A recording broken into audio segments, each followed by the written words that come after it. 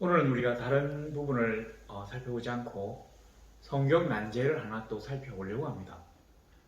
우리가 성경을 읽다 보면 인간의 이성의 합리성에 위배되는 뭔가 좀 우리 인간이 생각할 때는 좀 비합리적이고 하나님이 과연 이렇게 하실 수가 있나 이런 어떤 불만을 품을 수 있는 내용들이 몇 개 나옵니다. 그러니까 모순된 내용도 나오지만 아니지 모순되듯이 보이는 내용도 나오지만 하나님이 어떻게 이럴 수 있나 이제 이런 것도 우리가 성경 난제로 포함시킵니다.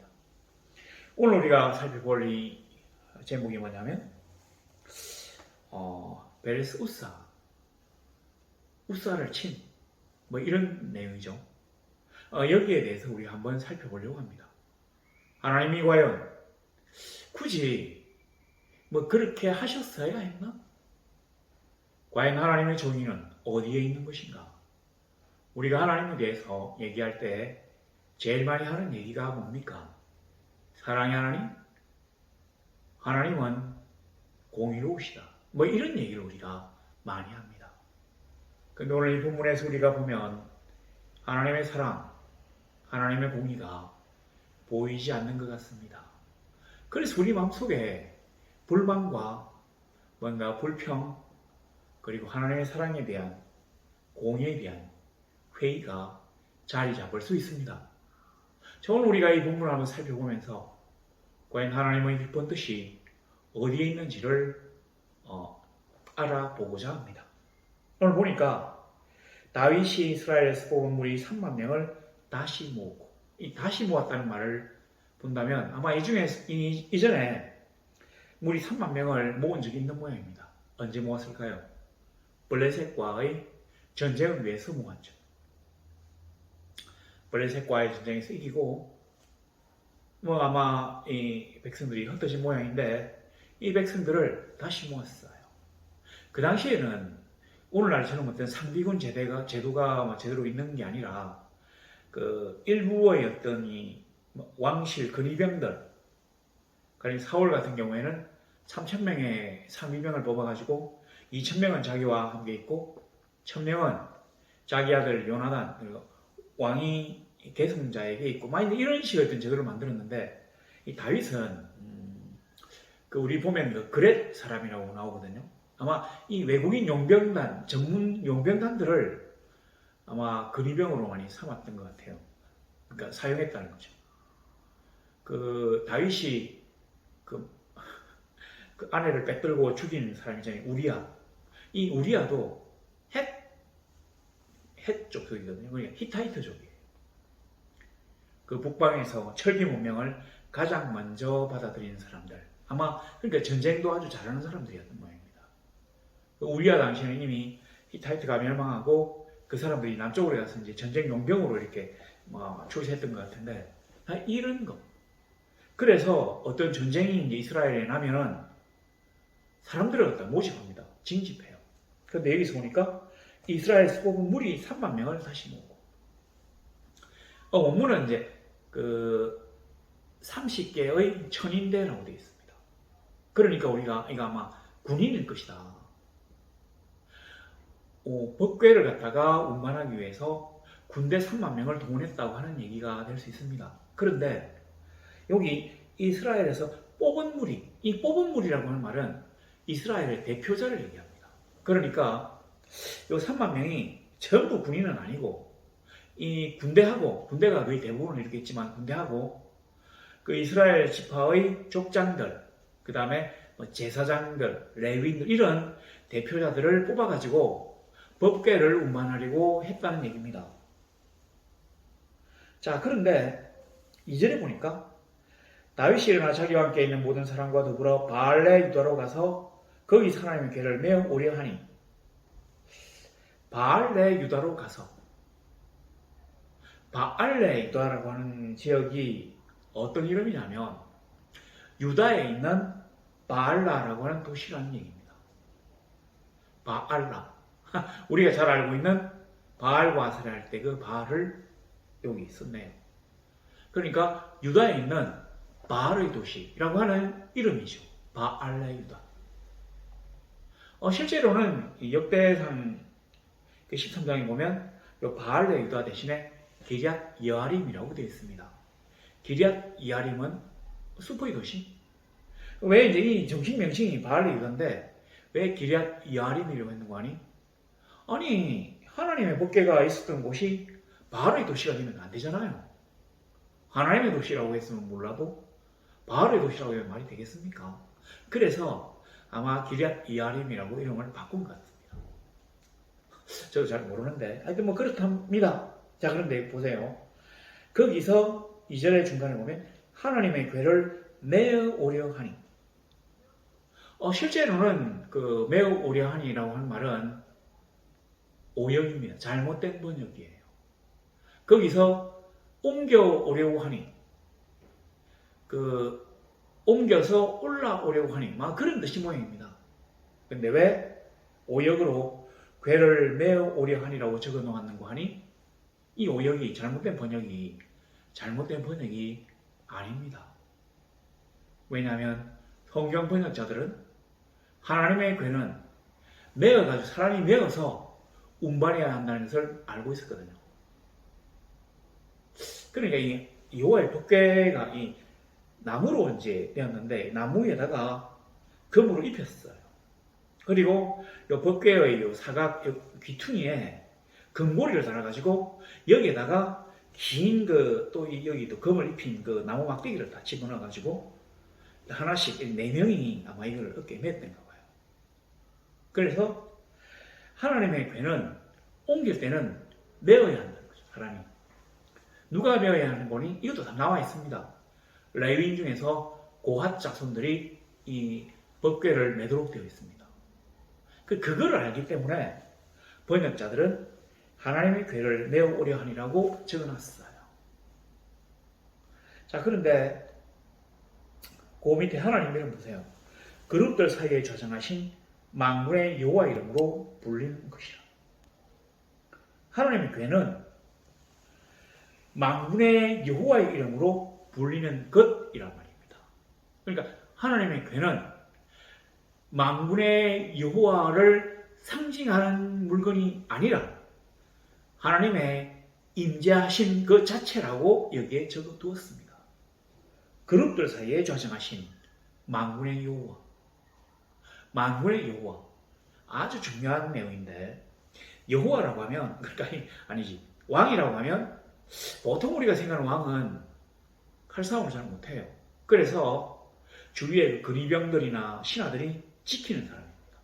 그러니까 이런 어떤 신하와 백성들의 보호자가 되어야 됨에도 불구하고 실질적으로 무력이 약하기 때문에 군인들의 경호를 받는 사람입니다. 근데 여호와는 그렇지 않다는 말이에요.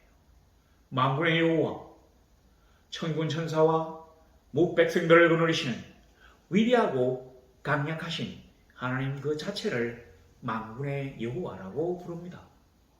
자, 이 내용이 아주 중요한데, 잘 보시면, 자, 그래놓고 그들이 하나님의 궤를 새 수레에 싣고 산에 있는 아미다나무의 집에서 나오는데, 자, 우리가 뭐라고 했습니까? 법궤를 운반하려고 하면 고핫 자손들이 이 매에서 옮기는 거라고 했잖아요. 율법에는. 근데 여기에 보니까 새 수레에 싣고, 이런 법도는 사실은 없어요. 근데 왜 다윗과 그 일반 백성들이, 그러니까 3만 명이나 동원해가지고 그 거국적인 행사를 지금 벌이려고 하는데, 이 제대로 된 율법 고정이 지금 안 돼가지고, 이 고핫 자손들이 매야 되는 이 법궤를 새 수레에 실었답니다. 근데 이거는 그 당시에 그 사회상이 얼마나 하나님의 법에 무지했는지, 또 혼탁했는지를 보여주는 증거입니다. 사무엘이 사사요, 선지자요, 제사장이었잖아요. 근데 사무엘이 사울에게 기름을 붓고 난 다음에 왕직을 물려주었습니다. 그래서 사사직이 종료되었어요. 그러면 이제 사무엘은 제사장직을 수행하는 거거든요. 그러니까 이 사무엘하고 이제 사울이 나중에 가면 막 서로 이렇게 사이가 안 좋아서 긴장 관계잖아요. 그래서 이 사울이 사무엘을 아주 싫어합니다. 그러니까 제사장이 뭐 국사에 관여하는 일을 싫어하게 돼요. 그리고 사무엘이 죽고 난 다음에 노 땅의 제사장을 갖다 학살하잖아요. 이 사울이 이방인을 시켜가지고 노 땅에 있는 제사장을 다 죽여요. 그래서 거기 그 대제사장의 옷을 가지고 제사장 한 명이 막 그 다윗에게 막 도망와가지고 다윗이 이제 그 옷을 가지고 입게 되는 장면이 나옵니다. 여하튼 이렇게 해가지고 지금 그리고 이제 그때 당시 사울은 뭐 하는 거 아니? 그 여자 무당 찾아가지고 물어보잖아요. 그리고 뭐 사무엘을 불러 올리라 하고 막 물어보고 난리를 치는. 근데 뭐 그런 어떤 이 종교 혼합주의가 판을 치는 세상이 되었습니다. 그래서 아마 이 다윗도 하나님으로부터 기름 부음을 받은 왕이긴 하지만 이 법궤를 운반하는 데는 잘 몰랐던가 봐요. 대신에 이 사람이 알았던 건 뭐냐면 그 70년 전에 블레셋 사람들이 법궤를 빼앗은 블레셋 사람들이 엘리 제사장 때 아벡 전투에서 이스라엘 백성들이 져서 법궤를 블레셋이 빼들어 갔는데 뭐 쭉 이래 법궤가 막 옮겨가다가 나중에 법궤를 이스라엘로 돌려줄 때 새 수레다가 암소 2마리가 그 수레 이제 이걸 메고는 이렇게 끌고 오거든요. 아마 그 사례를 갖다가 알고 있었던가 봅니다. 그러니까 하나님의 법을 제대로 알지 못하는 다윗은 블레셋이 법궤를 자기들에게 돌려줄 때 사용했던 방법을 그대로 참조한 겁니다. 그래 우리는 하나님의 명령보다는 우리 인간들의 명령, 우리 인간들의 이성, 그리고 우리 인간들 사이의 의논을 더 중시하는 경향이 우리도 모르게 있습니다. 여기 사무엘 하 6장에는 안 나오는데 역대상 그 3장, 13장에 보면 나와 있어요. 뭐가 나와 있냐면 그때 이제 다윗이 그냥 이 사람들 모으고 그냥 옮긴 게 아니라 백성들의 그 천부장과 백부장들에게 물어봅니다. 법궤를 우리가 옮겨오면 어떻겠느냐, 이 다윗성으로 옮겨오면 어떻겠느냐. 그러니까 사람들이 좋다고 해요. 뭐 천부장, 백부장이라고 해서 다윗이 군인들에게 물어봤다는 얘기가 아닙니다. 그때 당시는 아마 그 행정 조직이 제대로 완비되기 전이기 때문에 천부장, 백부장이 군대 지휘관도 되지만 평소에는 그 천부장이니까 아마 그 남자 1000명 정도를 갖다가 그 뽑아낼 수 있는 큰 어떤 그 구역의 뭐 우두머리인 것도 같습니다. 그러니까 백성의 지도자들에게 물어봤다는 얘기예요. 그리고 한번 물어보고 그리고는 이 사람들이 다 좋다고 하니까 또 일반 백성들을 모아서 또 물어봐요. 하면 어떻게 했냐니까 백성들이 또 다 좋다고 합니다. 그 이제 장면이 역대기에 있어요. 여기 지금 생략되었는데, 자 그러니까 다윗은 지금 하나님의 법궤를 다윗성으로 옮겨오기 위해 가지고 백성의 지도자들에게, 그 다음에 일반 회중에게 물어보는데 정작 하나님에게는 물어보지 않아요. 하나님 아버지, 제가 아버지의 궤를 이곳으로 옮겨와도 될까요? 라고 물어보지 않습니다. 옮기는 방법도 이 사람이 몰랐지만, 틀렸지만 하나님의 허락을 얻지도 않아요. 우리들끼리 그냥 좋다고 생각해서 법궤를 옮기는 겁니다. 약간 배경 설명이 필요한데, 이 당시에 이제 다윗은 예루살렘을 정복해가지고 다윗성을 빼앗았어요. 그리고 그 성 이름을 다윗성이라고 했습니다. 그러니까 아마 원래 성이 있었는데 여기를 조금 더 이제 이렇게 뭐 빼앗을 때 이렇게 공격을 해가지고 성벽이 좀 무너지지 않겠습니까? 그러니까 이걸 조금 제대로 다듬어가지고 다윗성이라고 했어요. 제가 그 지난 연도에 설교한 그 느헤미야 성벽을 뭐 보면 요 위에 이렇게 북쪽에 있고 중간에 이렇게 돼가지고 맨 끝부분이 이렇게 됐잖아요. 그러니까 제일 작은 요 부분이 지금 나와 있는 이 성이에요. 다윗성. 그러니까 예루살렘에서 사람들이 제일 먼저 살았던 것이 바로 이 다윗성 지역이랍니다. 그러니까 길이가 한 300 몇십 미터? 폭이 한 100 몇십 미터 되는 아주 작은 성이에요. 그 성 안에는 그 여부서족이라고 하는 이 여부서족이 아마 아모리 계열인 모양입니다. 그러니까 그 아모리 사람들은 어떤 사람이냐면 거인족의 후예예요. 아주 키가 크고 그리고 덩치도 크고 게다가 이스라엘 사람들이 청동기를 들고 있는데 이 사람들은 철기를 사용하고 있어요. 힘도 세고 선진민족이고. 그래서 이스라엘 이 가나안 땅에 정착하고 난 다음에도 이 예루살렘을 빼앗지 못합니다. 계속 여부수 사람들이 살고 있어요. 그러니까 아모리죠. 여부수 사람들이 계속 살고 있었는데 사울도 이 성을 빼앗지 못해요. 다윗식을 빼앗았기 때문에 자기 이름을 붙여가지고 다윗성이라고 하고 자기의 왕성으로 삼는 거죠. 거성으로. 여기가 이제부터는 통일 이스라엘의 수도다. 이 얘기를 지금 하는 것입니다. 사울도 보면 베냐민 자기 고향의 기브아에서 다스렸거든요. 근데 다윗은 자기 고향인 베들레헴이 아니라 바로 이 예루살렘 다윗성에서 이스라엘을 다스리려고 작정한 것입니다. 그러니까 이스라엘이 원래 이게 통일이 잘 안 돼요. 12지파가 자기들끼리 막 오랫동안 살았어요. 수백 년 동안. 가끔 가다가 보면 뭐 인근에 화살 나팔 확 불어가지고 저기 들었는데 우리 함께 저걸 몰아내자 이래가지고 몇 지파가 연합하는 일들은 있었지만 12지파가 완벽하게 하나의 공동체를 이루는 일은 좀 드물었습니다. 근데 이스라엘이 외적에 비해서 약한 이유가 통일이 안 됐었거든요.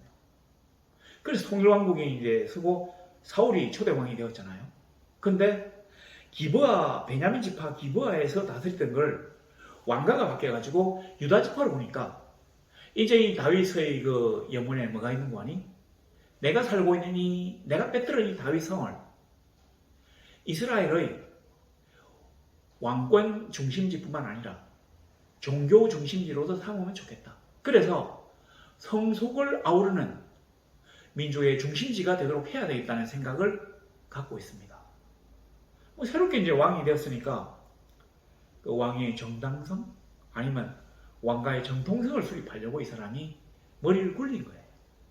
하나님이 얘야 그동안 참 고생했다.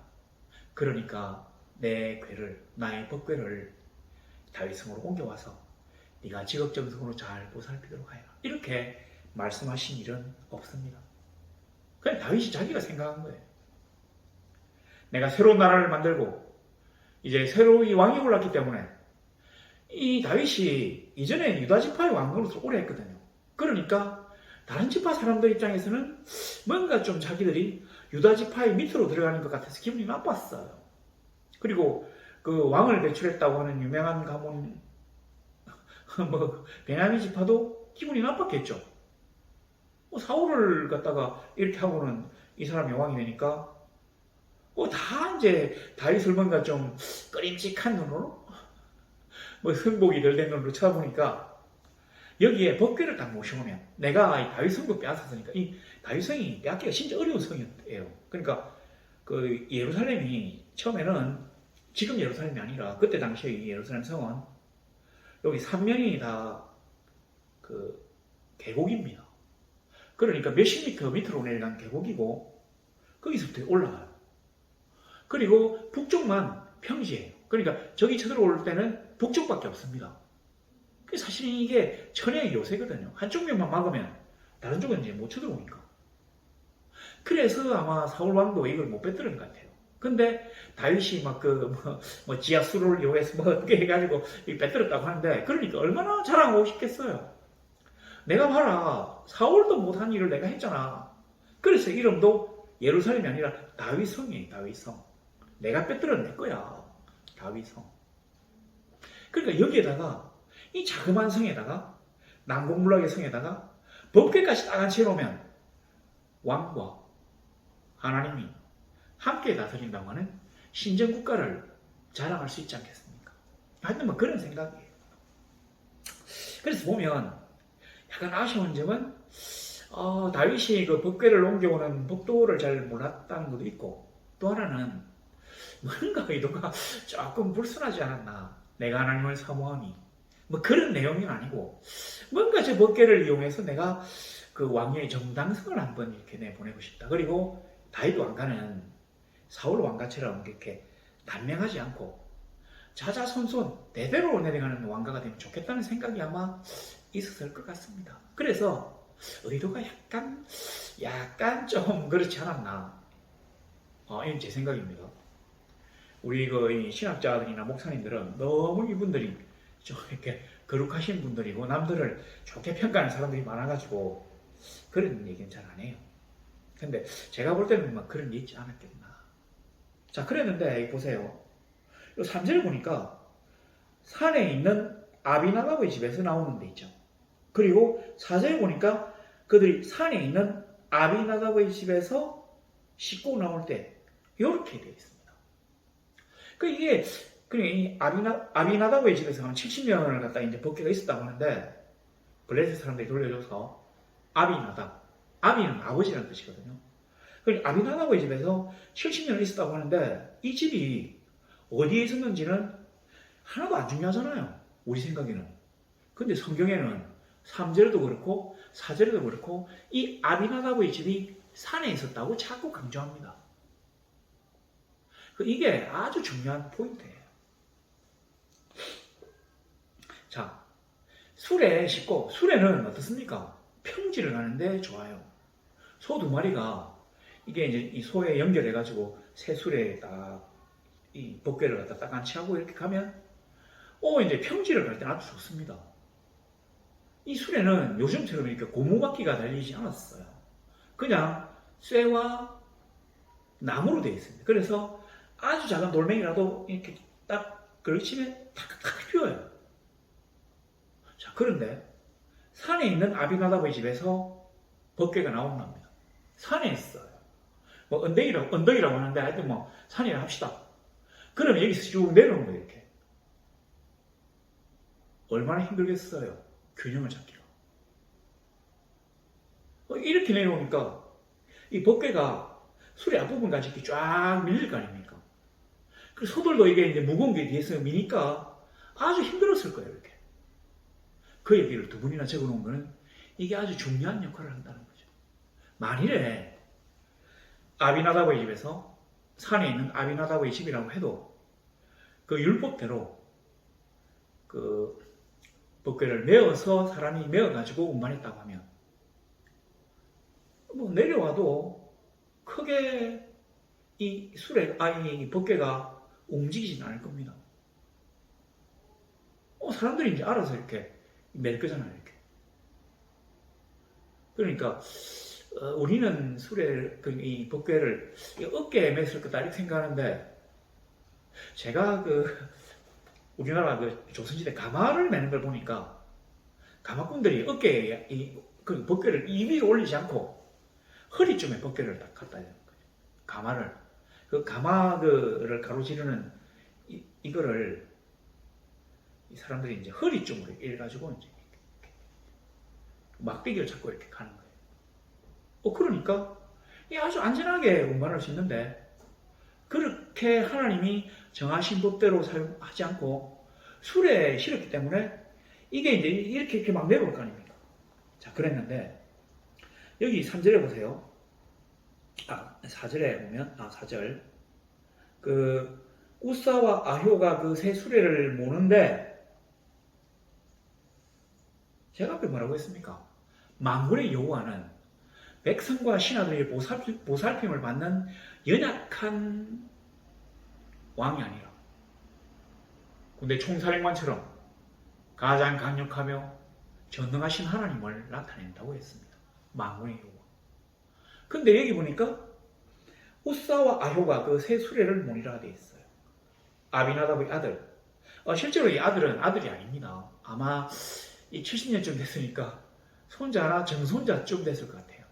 근데 그것도 다 이 아들이라고 하는 벤이라고 하는 이 말을 아들, 손자, 후손이 다 쓴다 했잖아요.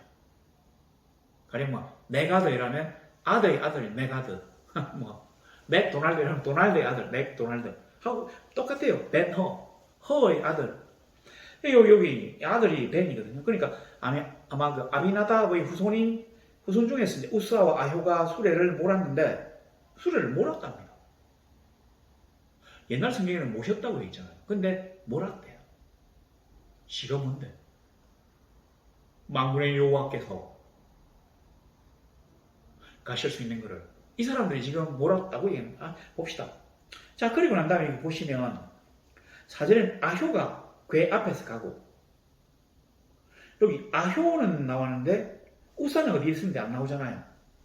이 성경 문맥상 우사는 아마 바로 법궤 옆에서 가고 있었던 모양입니다. 그러니까 실제로 이게 소를 끌고 몬이란데 이게 우사가 이 꽃비를 잡고 갔다고 하기보다는 아마 이 우사는 아효는 그 앞쪽에 서지 않았을까.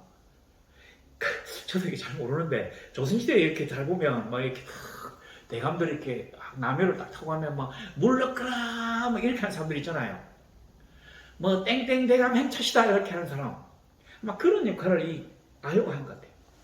물러가라 만군의 여호와께서 지나가신다. 막 그러지 않았을까. 아효. 근데 우사는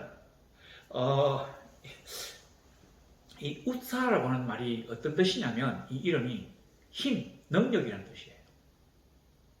그러니까 이 우사라 그러니까 이스라엘 사람들이 이름을 지을 때는 대부분 보면 그 사람의 어떤 정체성을 나타내거든요. 그러니까 이 우사가 아마 힘이 아주 좋고 덩치도 컸던 모양입니다.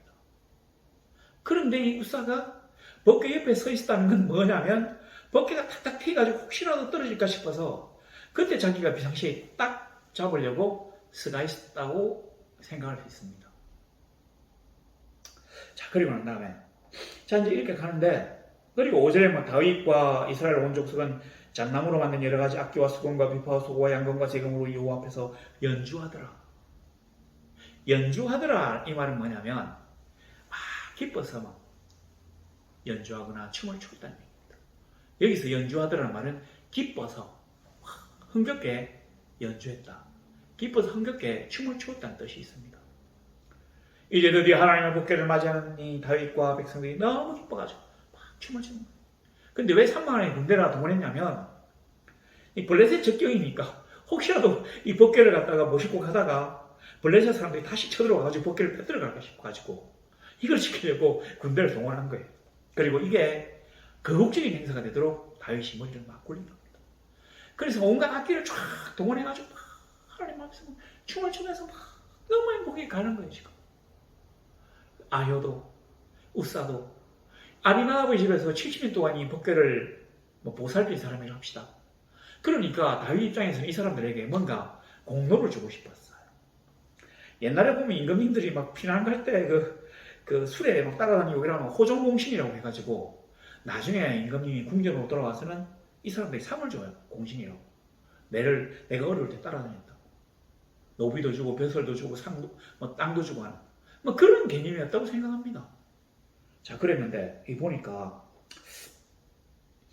6절에 보니까 그들이 나곤의 타작마당에 이르러서는 소들이 뛰므로 우사가 손을 들어 하나님의 궤를 붙들었더니 이때까지는 이제 이렇게 이게 산에서 내려오는 거예요. 이렇게 쭉 내려오는데 나곤의 타작마당이라고 있는데 아마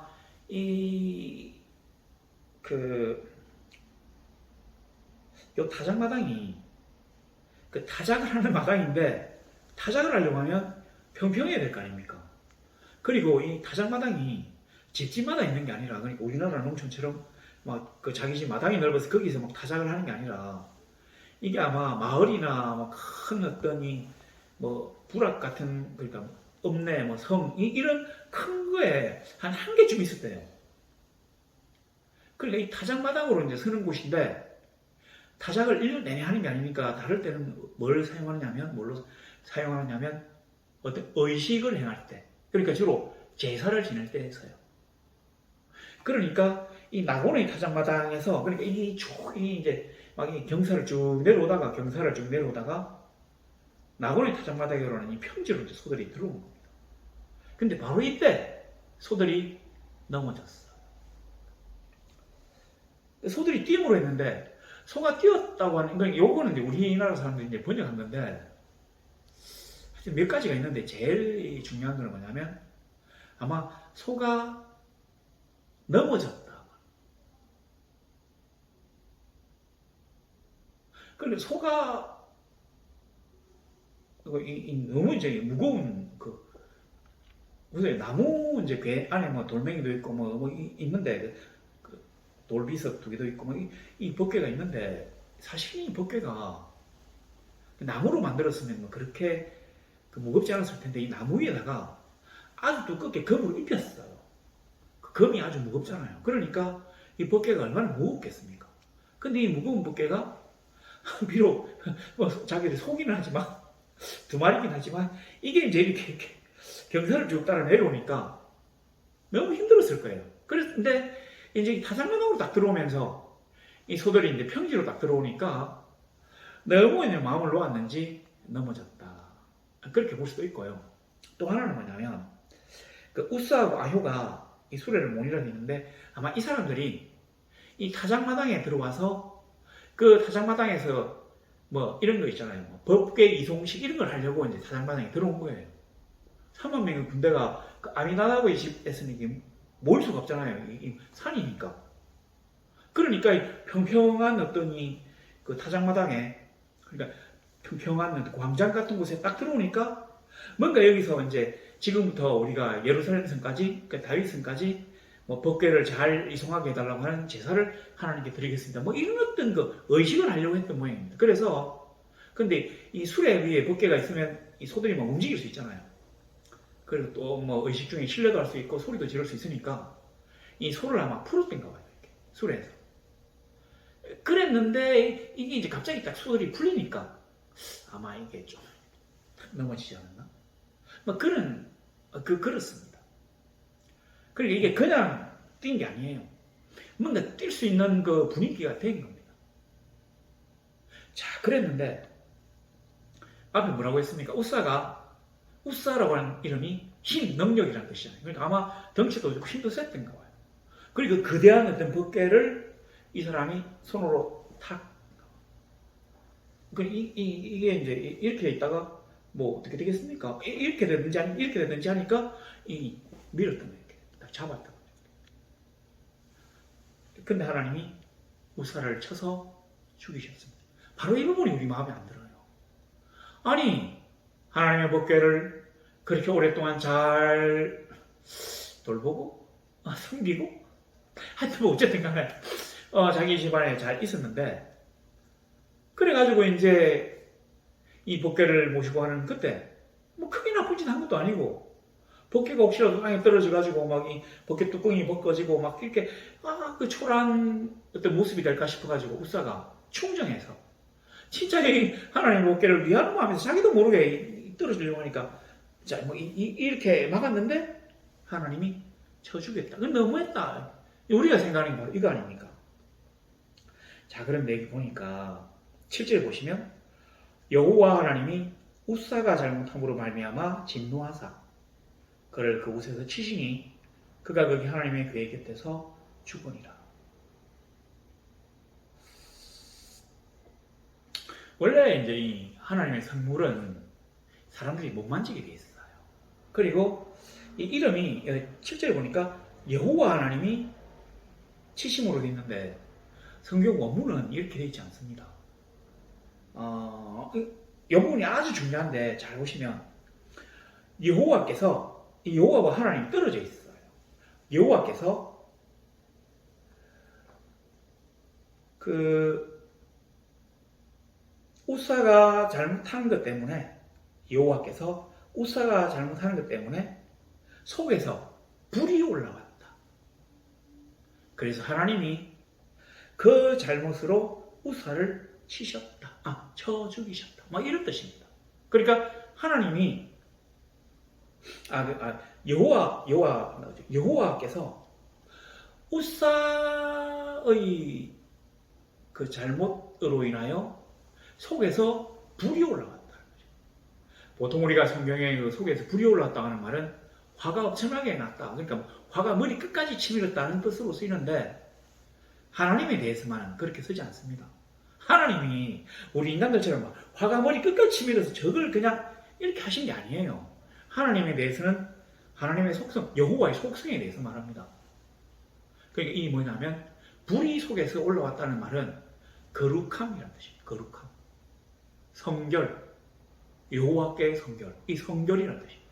성경을 읽으면 어떻게 됩니까? 죄악을 갖다 태워버리는 거예요. 그래서 하나님의 속성이 불, 이 거룩함을 유지하는 게 바로 불이거든요. 이거 나쁜 걸 다 태워버리니까, 더러운 걸 태워서 깨끗하게 하니까 그 바로 불이에요. 근데 이 불이 속에서 올라와서 화가 나서가 아닙니다. 그냥 자연적으로 여호와의 속성이기 때문에 올라와서 이까지를 보고 하나님의 우사를 쳐서 죽였다고 하는데, 여기서 우리가 신학적인 의미를 딱 가면 이렇습니다.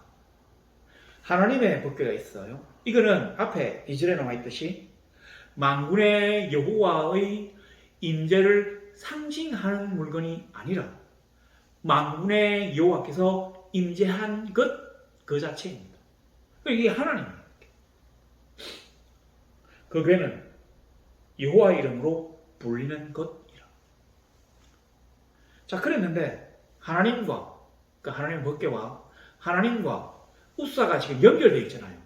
우사가 법궤를 그냥 만졌잖아요. 이렇게. 그러면 이 법궤하고 이 우사가 연결되어 있는 겁니다. 근데 하나님의 거룩과, 절대적으로 거룩하실 수밖에 없는 하나님과 인간, 더러운, 그러니까 죄악을 가진 인간 우사가 연결되어 있기 때문에 불이 나와가지고 이 더러움을 살라버려서 하나님의 거룩하심을 보존하려고 하는 성질이 있다고 하는 겁니다. 그래서 이 7절을 이렇게 적었어요. 여호와께서 우사가 잘못함으로 말미암아 속에서부터 불이 올라왔다. 그래서 하나님이 우사를 쳐 죽이셨다. 이거를 그냥 우리나라 사람들이 너무 막 복잡하게 이제 생각하면 곤란하니까 막 이렇게 붙여가지고 약간 다르게 의역을 하는 모양입니다. 바로 그 비밀이 7절에 나와 있어요. 그래서 하나님이 우사가 특별히 미워가지고 이걸 이렇게 하려고 해서 그렇게 막 쳐 죽인다 이런 뜻이 아니고요. 그냥 하나님의 거룩하심을 보존할 수밖에 없는 성질이기 때문에, 속성을 가지신 하나님이시기 때문에 거룩을 유지하기 위해서 불가피하게 그 우사라고 하는 어떤 그 더러움을 살라버렸다고 하는 뜻입니다. 이건 물론 우사에게 있어 아주 큰 불행이긴 합니다. 근데 우사에게 어떤 큰 불찰이 있었다 이렇게 보기는 어려워요. 하나님은 우사를 그냥 막 이렇게 어떻게 해버리겠다고 하신 것도 아니에요. 단지 하나님은 자기의 거룩성을 보호하기 위하여 불로 더러운 것들을 소멸시켜서 자기의 거룩함을 유지하셨을 뿐이라는 것이죠. 이게 이제 우리가 봤을 때는 참 이게 좀 비극인데 이제 그런 뜻입니다. 그래서 8절에 보니까 여호와께서 우사를 치심으로 다윗이 분하여 그곳을 베레스 우사라 부르니 그 이름이 오늘까지 이르니라. 베레스 우사, 이 우사라고 하는 말은 베레스는 친다는 뜻이거든요. 근데 요 위에 6절에 보니까 나곤의 타작마당, 이 나곤은 재앙이라는 뜻이에요. 그러니까 이 타작마당 이름이 원래 나곤의 타작마당이 아니라 있잖아요. 기룡의 타작마당이, 하여튼 무슨 타작마당이라는 이름이 있는데 여기서 재앙이 이제 일어나니까 나곤의 타작마당이 된 거예요. 여기서 재앙이 일어난 타작마당이다. 그래서 나곤이라고. 그리고 하나님 우사를 치셨다. 그래서 베레스 우사. 근데 왜 여기 보니까 8절에 다윗이 분하여 베레스 우사라 부르니, 이 분하여는 요건 진짜로 약간 잘못된 해석입니다. 다윗이 그 3만 명의 백성들 앞에서 자기가 하나님으로부터 인정받은 왕이라는 걸 보여주기 위해서 법궤를 지금 모시고 가다가 그렇다고 해서 막 화가 나가지고 그럴 리가 없습니다. 생각해 보세요. 다윗도 정치꾼이잖아요. 생전 처음 본 사람이에요. 우사가. 자기의 친아들이 아닙니다. 그냥 법궤를 모시는 집안의 후손이에요. 근데 그 사람이 죽었다고 해서 다윗이 그렇게 하나님에게 대해서 분했단 말입니까? 절대 아니에요. 그냥 다윗이 두려워요. 분하해가 아니라 두려워요. 도대체 왜 하나님이 우사를 죽이셨는지 모르겠다. 나는 이때까지 하나님이 나를 소년의 시절부터 기름 부음을 주시고 어려울 때 나를 살피시며 나를 이끄셔서 낮고 천한 자리에서 올리셔서 이스라엘 통일왕국의 대왕으로 삼아주신 것이 너무 감사해서 사랑의 하나님으로 생각하고 있었습니다. 자기 딴에는 막 하나님을 예호한다고 아무 끄도매지 않은 새 수레를 만들어가지고 거기 수레를 싣고 3만의 사람들을 동원해가지고 군대가 경호하는 가운데 그런 망군이 요하잖아요. 악기를 흥겹게 연주하면서 자기는 막 하나님께서 춤을 추고 이렇게 왔는데 도대체 우리가 뭘 잘못했단 말입니까 하나님? 오 주여, 당신은 너무 어미하신 분입니다. 두려워하고 의문이 많아서 법궤를 모셔가는 것을 중단한 것입니다. 분하여가 아니에요. 자, 그래요. 진에게 오리오 하고는 자, 이제 오벳 에돔의 집으로 내어갔다고 합니다. 근데 오벳 에돔의 집에 석 달을 있었는데 오벳 에돔과 11절에 거의 온 집에 복을 주십니다. 그러니까 이제 이 다윗이 하나님에 대해서 잘 몰랐어요. 이 사람이 나중에 보면 그 역대기에 또 고백하는 게 있습니다. 우리가 그때는 잘 몰라가지고 하나님의 괴를 매지 않아가지고 여호와께서 우리를 충돌하셨거니와 뭐 이런 식으로 이제 자기 이제 고백하는 얘기도 있습니다. 근데 하나님이 이제 아주 두려운 하나님인 걸 사랑의 하나님에서 두려우신 하나님이 됐다가 오벳에돔의 집에 석 달 복궤가 있었는데 그 집이 복을 받았대요. 복궤 때문에. 그리고 온 집에 복을 오벳에돔뿐만 아니라 막 그 집안 그러니까 그 일대 그 마을이었겠죠. 그러니까 옛날에는 보통 마을이 동족촌이거든요. 그러니까 그 집안도 다 복을 받았는데 아마 잉태의 복도 있었던 모양입니다. 웃사라온 하나님의 생명을 하나님이 거두어가시고 오벳에돔의 집에 다시 새로운 생명을 허락하셨어요. 그걸 보고 다윗이 다시 이제 내가 지금 복궤를 다시 모셔오면 내뿐만 아니라 우리나라가 하나님으로부터 복을 받겠구나 생각해서 다시 복궤를 모셔옵니다. 어떻습니까? 뭔가 아직도 석연치 못한 점이 있습니까? 있을 수 있습니다. 하나님이 의사를 꼭 죽이셔야 한다. 자, 그런데 우리가 생각하는 그 하나님은 어떤 하나님입니까? 이래도 흥 저래도 흥 너는 무조건 걱정하지 마. 내가 다 용서해주고 복만 줄게. 그런 사랑의 하나님에서 더하기 어미하신 하나님, 나의 법을 지키며 나의 명령을 따르며 내가 전능하신 하나님임을 너희가 깨닫고 내 앞에 굴종하는 막 그런 하나님 더하기. 이게 또 이래 되니까 그를 내가 모시면 내가 복을 받고 또 나로 인하여 내 주변이 복을 받는 그런 또 어떤 복의 하나님이 되시는 막 그런 과정을 지금 이 다윗이 그리고 이스라엘이 배워가고 있는 중입니다. 그 초기에 무당과 막 그 어떤 그 종교 혼합주의 보세요. 여호와의 수레가 여호와의 법궤가 그 어딥니까? 뭐 바알의 유다? 보세요. 하나님의 법궤가 안치되어 있는 곳을 바알의 도시라고 이름했다는 그 자체가 벌써 이스라엘이 얼마나 종교적으로 지금 혼탁한지를 보여주는 겁니다. 그때부터 이스라엘 사람들이 조금씩 하나님에 대해서 알게 되는 것이죠. 자, 우리는 하나님을 믿고 있습니다. 우리는 사실 긴 뭡니까? 코비드19의 터널을 지금 막 벗어나려고 하고 있습니다. 이제까지 나를 지키셔서 하나님 전에 다시 올 수 있도록 하시고 마음껏 하나님께 찬양하게 하시고 뭐 이제 며칠 안 남았네요. 다음 주 월요일부터 실외에서 이제 마스크도 벗게 하셨으니 감사합니다. 오 하나님, 그 어려운 가운데서도 나를 지키심을 감사합니다. 내가 하나님의 법대로 살고자 하오니 오 주여 나를 지키시옵소서. 당신은 나의 보호와 나의 보살핌으로 사는 그런 허약한 가짜신이 아니라 전능하신 하나님, 만군의 여호와시며 거룩하신 하나님이심을 내가 이제 믿사오니 주여 나로 하여금 거룩하게 하시옵소서. 어떻게 하면 거룩하게 되죠? 예수 그리스도의 보혈로 죄를 씻으면 거룩해집니다. 어떻게 하면 의롭다고 체험을 받죠? 주를 믿기만 하면 그 피의 공로를 믿기만 한다면, 독생자 예수 그리스도를 우리에게 보내신 하나님의 사랑을 믿기만 한다면, 자기의 말에 기속되는 하나님을 우리가 믿기만 한다면 의롭다 칭함을 받고 구원받는 그 의로우신 하나님을 우리가 믿기에 그 하나님과 두 손잡고 하나님과 더불어 나아가기를 원합니다. 두 손잡으려면 깨끗해져야 되죠. 거룩해져야 합니다. 거룩한 삶, 거룩한 신앙, 거룩한 자세를 유지하는, 그래서 항상 하나님과 함께하며 그의 보살핌을 받는 성도들이 되시기를 우리 주 예수 그리스도 이름으로 소망합니다.